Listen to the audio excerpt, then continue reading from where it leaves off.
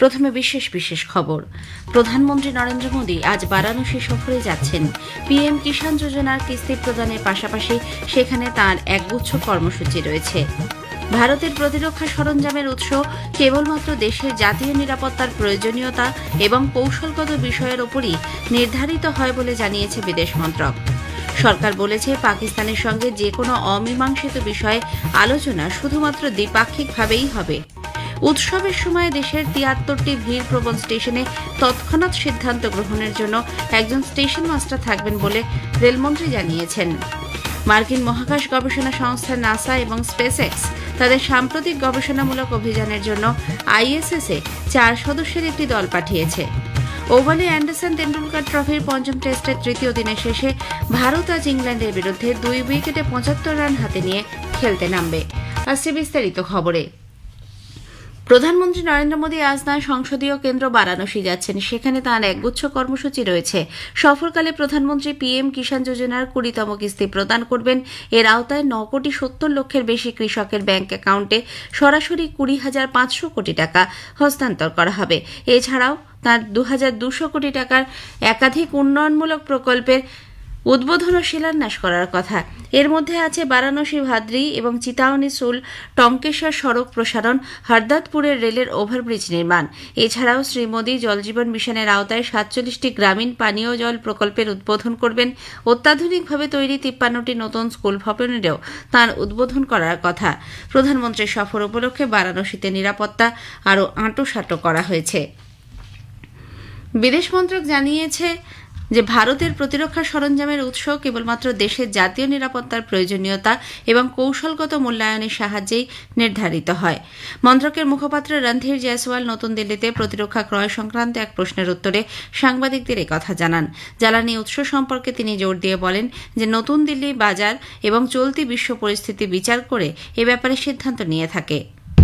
On our energy sourcing requirements, you are aware of our broad approach that we look at what is there available in the markets, what is there on offer, and also what is the prevailing global situation or circumstances. বিদেশ মন্ত্রক ব্রিটেনের সংসদীয় কমিটির প্রতিবেদনে ভারত সম্পর্কিত report স্পষ্টভাবে প্রত্যাখ্যান করেছে এবং এগুলিকে ভিত্তিহীন অভিযোগ বলে জানিয়েছে। সাংবাদিকদের প্রশ্নের জবাবে রণধীর জয়সওয়াল বলেছেন, এই দাবিগুলি যাচাই করা হয়নি এবং সন্দেহজনক সূত্র থেকে এসেছে, যা মূলত নিষিদ্ধ সংস্থা এবং ভারত বিরোধী শত্রুতার স্পষ্ট নথিভুক্ত ইতিহাস রয়েছে এমন ব্যক্তিদের সঙ্গে সম্পর্কিত। তিনি উল্লেখ করেছেন যে অসমর্থিত সূত্রের ওপর ইচ্ছাকৃত নির্ভরতা প্রতিবেদনের বিশ্বাসযোগ্যতা নিয়েই প্রশ্ন তোলে। ডাবলিনের ভারতীয় দূতাবাস আয়ারল্যান্ডে বসবাসকারী সমস্ত ভারতীয় নাগরিকদের ব্যক্তিগত নিরাপত্তার জন্য সতর্কতা অবলম্বন করার এবং বিশেষ করে নির্দিষ্ট সময় নির্জন এলাকা এড়িয়ে চলার পরামর্শ দিয়েছে। দূতাবাস এ ব্যাপারে এক অ্যাডভাইজারি জারি করে জানিয়েছে যে সম্প্রতি আয়ারল্যান্ডে ভারতীয় নাগরিকদের ওপর আক্রমণের ঘটনা বৃদ্ধি পেয়েছে। দূতাবাস এই বিষয়ে আয়ারল্যান্ডের সংশ্লিষ্ট কর্তৃপক্ষের সঙ্গে যোগাযোগ রাখছে। একজন প্রাক্তন মার্কিন আধিকারিক বলেছেন যে বিশ্বের দ্রুত বর্ধনশীল অর্থনীতি হিসেবে ভারতের অবস্থান শুল্ক চাপের বিরুদ্ধে দৃঢ়ভাবে দাঁড়ানোর এবং দীর্ঘমেয়াদী স্বার্থ রক্ষাকারী নীতি গ্রহণে আত্মবিশ্বাসের যোগান দেয়। Centre for strategic and international স্টাডিজের সিনিয়র অ্যাসোসিয়েট এবং প্রাক্তন মার্কিন সহকারী বাণিজ্য সচিব রেমন ভিকেরি উল্লেখ করেছেন, ব্রিটেনের সঙ্গে ভারতের বাণিজ্য চুক্তি একটি ভালো উদাহরণ, কারণ এটি স্থিতিশীলতা দেয়, শুল্ক কমায় এবং উভয় দেশের অর্থনীতির চাহিদা পূরণ করে। মার্কিন প্রেসিডেন্ট ডোনাল্ড ট্রাম্পের প্রস্তাবিত শুল্ক ব্যবস্থার প্রভাব সম্পর্কে একটি সংবাদ সংস্থার সঙ্গে কথা বলতে গিয়ে তিনি বলেন, ট্রাম্পের বাণিজ্য নীতির অপ্রত্যাশিত প্রকৃতি দীর্ঘমেয়াদী পরিকল্পনাকে আরও কঠিন করে তুলেছে। ২৫শে জুলাই শেষ হওয়া সপ্তাহে ভারতের বৈদেশিক মুদ্রা ভাণ্ডার $২.৭ বিলিয়নেরও বেশি বেড়ে $৬৯৮.১৯ বিলিয়ন পৌঁছেছে। রিজার্ভ ব্যাংক অফ ইন্ডিয়া সূত্রে জানানো হয়েছে, গত সপ্তাহে রিজার্ভের একটি উপাদান বৈদেশিক মুদ্রা সম্পদ $১.৩ বিলিয়ন বেড়ে প্রায় $৫৮৯ বিলিয়ন পৌঁছয়।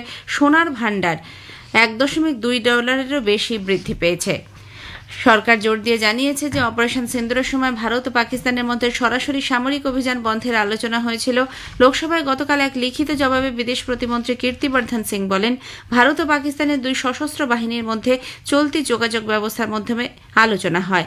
যুদ্ধবিরতির অনুরোধ পাকিস্তানের পক্ষ থেকেই শুরু হয়েছিল। তৃতীয় পক্ষের মধ্যস্থতার প্রশ্নে মন্ত্রী জানান, ভারত মার্কিন প্রেসিডেন্ট সহ সকল দেশের কাছে স্পষ্ট জানিয়েছে যে পাকিস্তানের সঙ্গে যে কোনো অমীমাংসিত বিষয় কেবল দ্বিপাক্ষিকভাবেই আলোচনা করা হবে।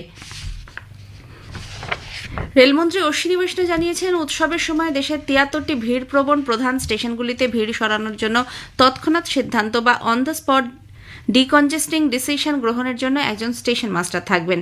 রাজ্যসভায় গতকাল এক লিখিত জবাবে শ্রী বৈষ্ণব বলেন, ভিড় মোকাবিলা ব্যবস্থাপনার অধীনে আরও চওড়া ফুটব্রিজ ও স্টেশন চত্বরের বাইরে পার্মানেন্ট হোল্ডিং এরিয়া নির্মাণ করা হবে।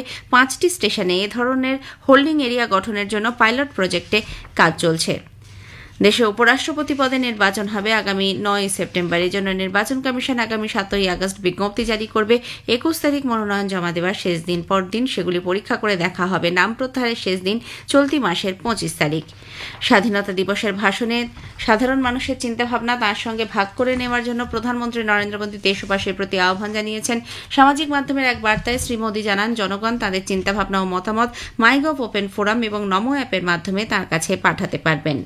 খবর আপনারা শুনছেন আকাশবাণী থেকে। মার্কিন মহাকাশ গবেষণা সংস্থা নাসা এবং স্পেসএক্স তাদের সাম্প্রতিক গবেষণামূলক অভিযানের জন্য আন্তর্জাতিক মহাকাশ কেন্দ্র আইএসএস-এ 4 সদস্যের একটি দল পাঠিয়েছে। দলে আছেন আমেরিকার 2 নভশ্চর জেনা কার্ডম্যান ও মাইক ফিনকে, জাপানের কিমি আউই এবং রাশিয়ার ওলেগ প্লাতনভ।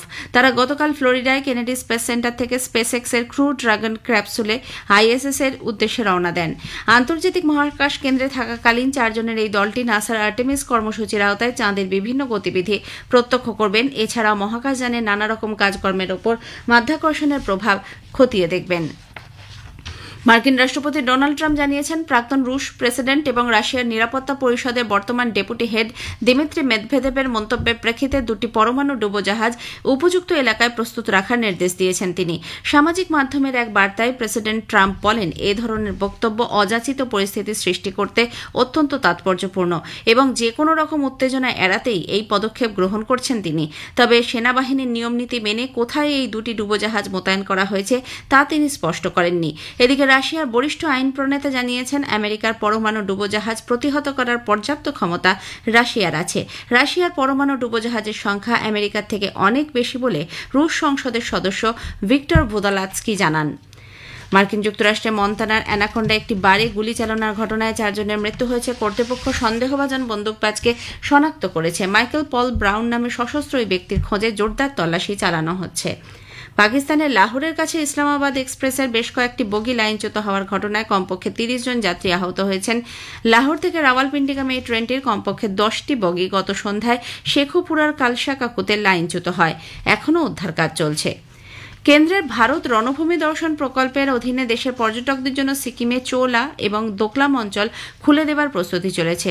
জানা গেছে, ওই রাজ্যে ডোকলাম, চোলা এবং নাথুলা হল যুদ্ধের স্মৃতি বিজড়িত উল্লেখযোগ্য পর্যটন কেন্দ্র। ভারত ও চীনের সেনাবাহিনীর মধ্যে থাকা অস্থিরতার কারণে 8 বছর বন্ধ থাকার পর ডোকলাম পর্যটকদের জন্য খুলে দেওয়া হবে।